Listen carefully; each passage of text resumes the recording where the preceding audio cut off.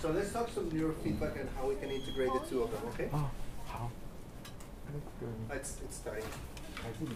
It's warming up. So,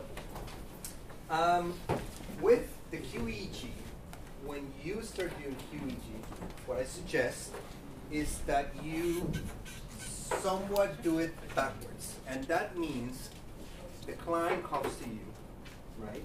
And the client tells you, I'm depressed. So before you look at the EEG, I want you to try and think what kind of brain waves you're going to see and where you're going to see them. That way, when you look at the EEG, you can start comparing and contrasting. And that's a good way of learning. So what I'm going to do, I brought a list of EEGs, and we're going to look at them, and we're going to go at what the protocol would be. So I want to give you some additional protocols that you can work with your clients, and then we're going to look at the training itself. So we're going to look at amplitude training. So when do we set the threshold? How do we set the threshold? Do we use music feedback, audio feedback? Do we use visual feedback? How long do we train for? All those things, okay? So, with that in mind, here's the EEGs. So we have 5-year-old anger, we have absences, we have ADHD, we have bipolar. So, which one would you like to begin with? We have, this is an ADHD case. We got a kleptomaniac. We got some teenagers, panic attacks. So which one do you want to do first? Panic attacks. The panic attacks? All right, so we have, this is a male 37, and that's the eyes open EEG. So this is Win EEG from the Mitzer Corporation. So the Mitzer is the amplifier, Win EEG is the software. This is the one that I use, and it's the one I recommend that you guys use. All right, so first thing first, what do you see there? See that? You see lines that go up and down and up and down and up and down, right? That's the EEG. It goes up and down and up and down and up and down. So what you're seeing here is 19 channels going from FP1 to O2. So your standard 10-20 sites, right? And we have lines that go up and down, right? So those are your brainwaves. When we do an EEG, we're communicating with the brain. We're asking the brain to tell us the story. And the added value is that you can tell the person why they're coming to see you just by looking at the EEG. If you develop that skill, you're going to have a lot of credibility with your clients. That's very important. So every time a client comes and tells me, I want to do a qEEG, and they start telling me the story, I stop them. And I say, no, stop there. I want the brain to tell the story. And so when I'm looking at the EEG, I tell them, oh, I see that you have problems focusing. I see that you have a lot of anxiety. I see that you're not sleeping well. So I tell the client why they're coming to see me. And that's the added value of this, okay? Now, what you have here is all of the frequencies embedded in each channel. So on each channel you have delta, theta, alpha, SMR, all of them. And there are certain ways that you can discern them. There are certain ways that you can learn how to say which ones are which. Now, the easiest way is to use the filters from the software, right? So I can tell you there's some alpha, some beta, some theta brainwaves. And how do you identify them? Well, brainwaves have two characteristics, right? One is the frequency, and the other one is the amplitude. Okay. So remember, the frequency is the speed of the wave. All right? And your delta waves from 1 to 4, your theta waves 4 to 8, your alpha waves 8 to 12, SMR 12 to 15, and so on and so forth, right? And you can see that here. You can learn how to read this and tell which one is which. Okay? So the amplitude of the brainwave is the size of the brainwave, and that we measure in microvolts. So the key to this is the higher the amplitude, the slower the brainwave. The higher the amplitude, the slower the brainwave. So how you can tell if they're slow brainwaves? Because the amplitude is high. Okay? How can you tell if they're fast brainwaves? Well, because the amplitude is small. See that? So this would be a slow brainwave because the amplitude is higher, right? And this is a fast brainwave because the amplitude is smaller. See that? Now, that's the first trick. So the higher the amplitude, the slower the brainwave. So if we scroll through the EEG here, we're going to be able to see, for instance, that's ENG, and I'll explain it later. So for instance, what's that right there? A slow brainwave or a fast brainwave? Slow. Why? Because the amplitude is high. Okay? So that's the slow brainwave. Now these are fast or slow? Those are fast brainwaves. So it would be in the beta range. Okay? So that's one trick. Now, the other way is you can use the filters. And because you're new at this, it's acceptable to do that. You know, after you do this for a while, your eye gets trained, and you can start looking at it, and you start knowing what's what. Okay? It takes time and repetition, but you can do this. So let's go from delta all the way to beta. You can go here, and you can use this filter. And you can go 1 hertz or 2 hertz. So let's look 2 to 4 hertz. All right, so it filters your delta. So there's your delta. That's what it looks like on the EEG. All right, that's just the delta. We're filtering it. So, you know, get a look at it. And how do we know? Okay, see this line here? And see this line here? That's 1 second. 1, 2, 3, 4. See, that's 4 cycles in 1 second. Delta is 1 to 4. So here we have a 1, 2, 3, 4 hertz rhythm. Now, here, how many do we have? 1, 2 and a half. See that? That's half a cycle. Because this first cycle is just going on the previous second. So 1, 1 and a half, 2 and a half. That's 2.5 hertz. That's till delta. For instance, here, how many do we have? Count with me.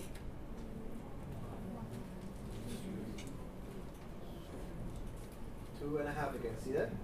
Because remember, this one is going next one. 1, 2 and a half. 2.5 hertz. So that's a 2.5 hertz delta rhythm. Is that making sense? Okay. If it is not making sense, I'll repeat it as many times as we need. Let's count another one. Look, for instance, this one here, we have. Count it with me, please. 1, 2, 3. 3 a little bit, right? So about 3 and a half. So it's delta, right? I'm gonna go back to the full picture.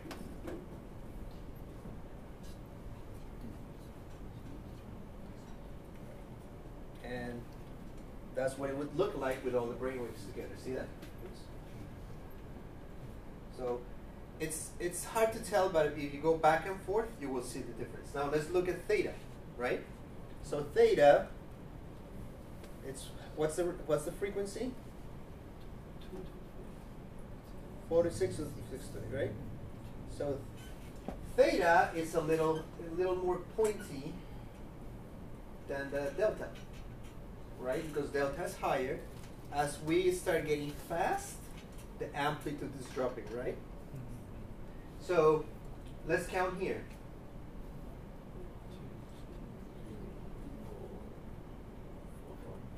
4.5. So that's 4.5 is theta, right? Again here.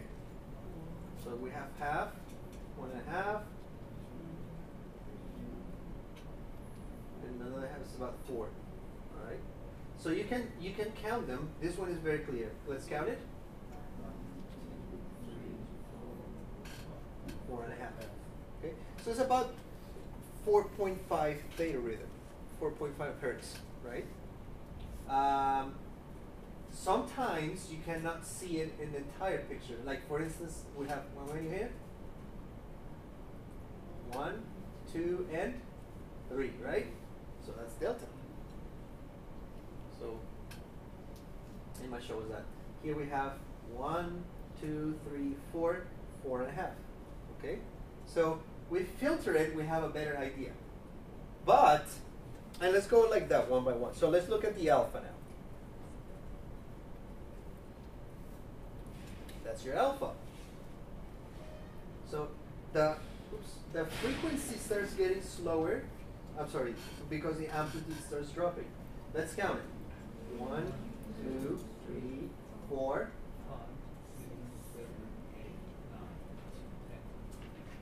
10.5. All right. So you see it clearly now, right? Now, if I go back to the whole EEG, you're gonna get confused again. But it's for you to get an idea, right? For instance, here 1, 2, 3, 4, 5, 6, 7, 8, 9, 10, 11.5. So that's your alpha, right? And we can do the same, so on and so forth. Now, if we want to look at it,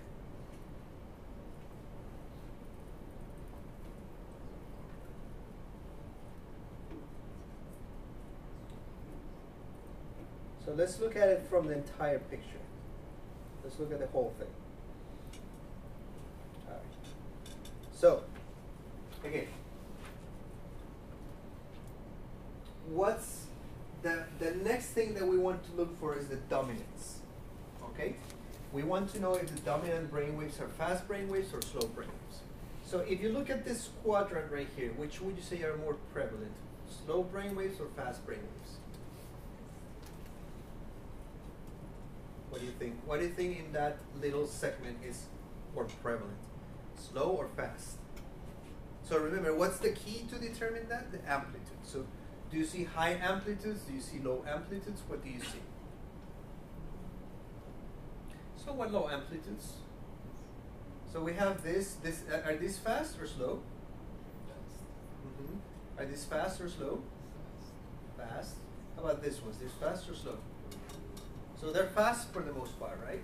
And they're going to be probably in the beta range, right? Your fast brainwaves are beta, high beta, right? So if we have somebody with a dominant beta rhythm or a dominant fast frequency rhythm on the EEG, what's going to be the consequence of that?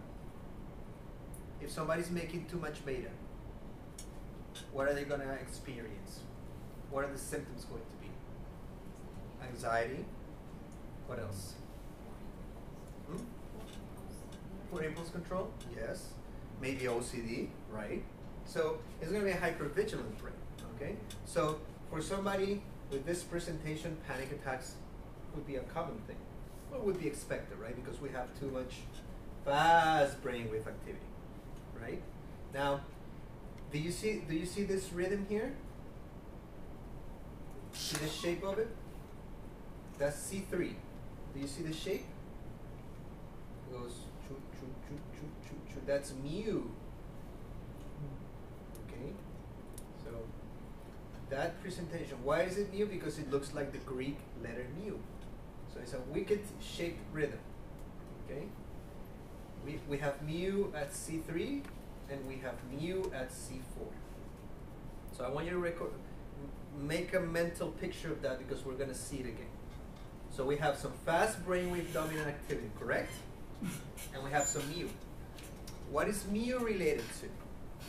Mu correlates with dissociation. It's a form of dissociation. Mu is observed in about 20 to 25% of kids with, or people with autistic spectrum diagnosis. You will see mu. Okay?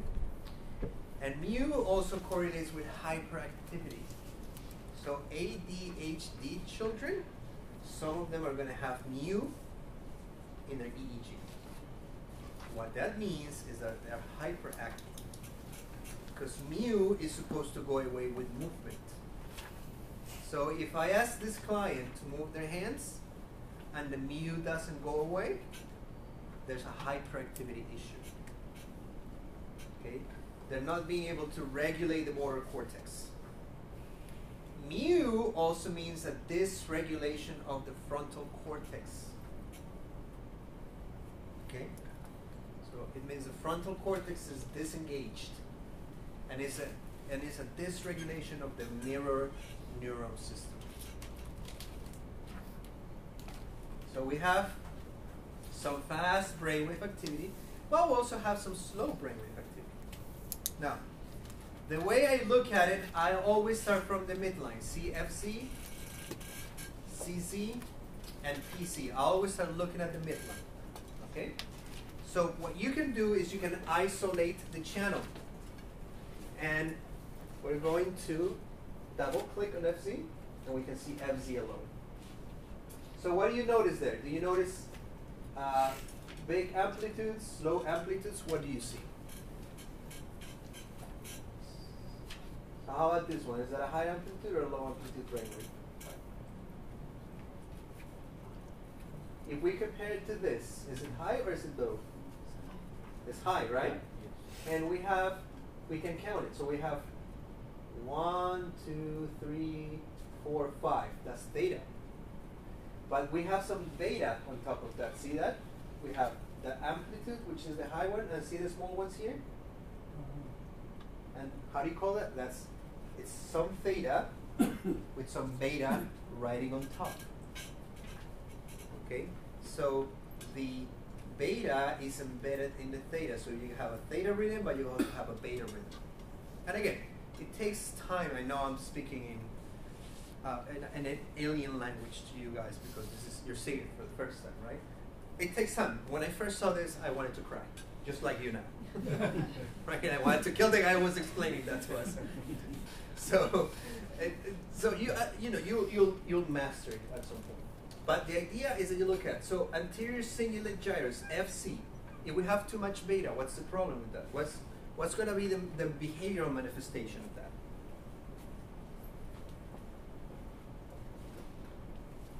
So we have a brain here, and we have our cingulate cortex, right? So what's that area known for? What does it regulate? Cognitive flexibility. If we have too much beta, what's going to be the problem? What is this person going to experience? What do you think? What do you think is going to manifest as? How do you think it's going to manifest behaviorally? Panic, yes. Rumination, fretting, the anxiety. Because remember, this loop here is cognitive and mental flexibility. It's the idea to jump from one idea to the next. And when you're stuck and you're trapped in one thought, it becomes obsessive, right? So the panic attacks in part have to do that. And you can see the fast brainwaves, right? Here are all the fast brainwaves. Now we have slow brainwaves too. We have some theta. So what's the consequence of having some theta in this area? What do you think is going to happen?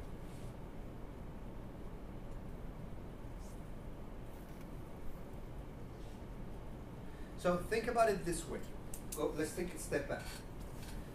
Slow brainwaves slow you down to a certain degree, and we don't want too many of them, right? Because if we have too much amplitude of slow brainwave activity, then we have hypoarousal. So what's the consequence? Somebody who gets tired, has problems focusing. So if we have theta here, what's going to be the problem? What's the problem? We have too much theta in this area of the brain. Right, so he's gonna feel frozen. He's not gonna be able to focus, all those things. And we have the fast brainwave activity, which is, so we have an interchange between hypo and hyperarousal. Sometimes he's focused, but he's too anxious. He's hyper-focused. Sometimes he's tired, but he's anxious at the same time. So think about it for a person. That's not fun at all, right? Now the other thing I can see, so far, I know it's a little too much, but you're getting the idea? Are you getting the idea? Yes? No? Okay. What are we doing here? Now, I want to see if the source of that frequency is just one part of the brain or is several parts of the brain. Okay? So if I want to see if the generator of that rhythm is just FZ Or is it the left side of the brain, or is it the right side of the brain too? How do I know that? Well, I can grab this channel and I can drag it here. See that? See how it overlaps? Except for here, except for this segment here, it overlaps here. Look at that. See how it overlaps? It coincides. You see that? So that means that the generator is not only the midline, but it's also the right brain. So it's F3 and F4 that are the problem. And if I bring it to F3, it overlaps too. Except for this segment right here. So it's not only the midline. We have, it's the frontal cortex that's giving me that rhythm. So it's not only the midline, it's FZ, F3, and F4. Now, what's the significance then? If we have a hyperactive prefrontal cortex, what are the consequences for this person? So what does the frontal cortex do? What does the frontal cortex manage? Planning. Sorry? Decision making, yes. So if we have too much beta, what's the problem with the decision making? It's very difficult to make decisions. It's very difficult to plan things. So this is somebody who has problems with those executive functions. He starts planning something, he doesn't deliver, finish it. He's having too many thoughts, so his mind is disorganized, you know, and he's just having problems organizing himself. And the mu is correlated to hyperactivity. He's a very hyperactive person. For him to sit down, it's very hard. He told me, I cannot sit for more than 10 minutes because I get desperate, right? So, you're seeing the picture now. So we're saying we have some beta brain waves, some theta brain waves, some mu rhythm, okay? Now, the program can help you do the topographies, and that's going to help you at first, okay? So when you see the color maps, it's going to make more sense to you. However, what you really have to get good at is the visual inspection of the EEG. Okay? Nothing beats the visual inspection of the EEG. Because you could have artifacts and you could be reading them wrong. But for practical purposes, let's use the color-coded maps. Okay? So I'm going to go to analysis. I'm going to go EEG spectra, and I'm going to go full EEG, and we're going to do the full EEG analysis for the ISO. And here it gets broken down in color-coded maps. So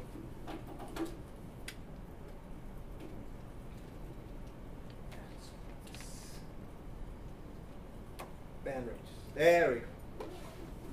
So, oops.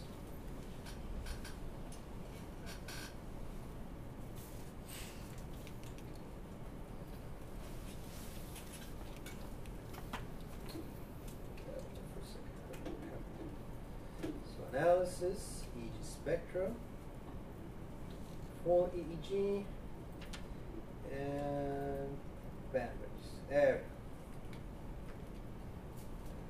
So here we have a color-coded representation. This is delta. This is theta. This is alpha, beta, high beta, and gamma. So that makes it easier to understand. Now you're smiling because you go, oh, good. So, but if you learn how to read the EEG, you're gonna know where the colors are going to. That's a good thing. But let's look at it from this perspective. So, see this line right here?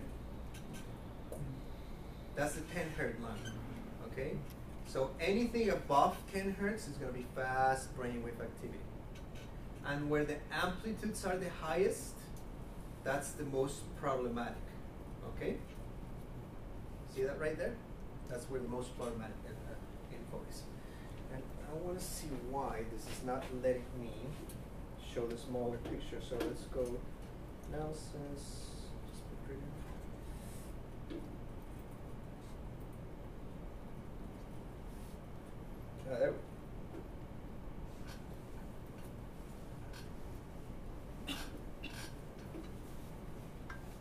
All right, so that's, remember FZ, F3, and F4, remember that? Yeah. So we saw it on the EEG, and we're seeing it on the map. So what are the excess activity? Do we have excess delta, yes or no? Is it too high or no? What do you think? So the higher the amplitude, the more excess we have. So do we have excess delta? Yes or no? Look at the amplitude here, yes. Do we have excess theta? Yes. Do we have excess alpha? Excess beta? A little bit, yes, that's a little too high. High beta, also. So we have an excess of slow and fast brainwave activity. Now, which one is essential to the analysis? Well, all of them are. So we have delta and theta on the slow side, and then we have fast alpha. So anything that is beyond 10 hertz is going to fast alpha. Alpha above 10 hertz is a correlator of anxiety. So if you have somebody with too much fast alpha, they're probably feeling anxiety. Now, what we look at to draw the conclusions and do an analysis is, 1, what type of activity it is, 2, where in the brain it is taking place. So 1, what type of activity, 2, where in the brain, right? And let's look at some neuroanatomy. Go to your neuroanatomy slides, please, on your folder. Because this is what's going to help you. So I'm going to go back here for a second, and here's the neuroanatomy. So if you know your 10-20 sites and you know your Brodmann areas, you're going to be good.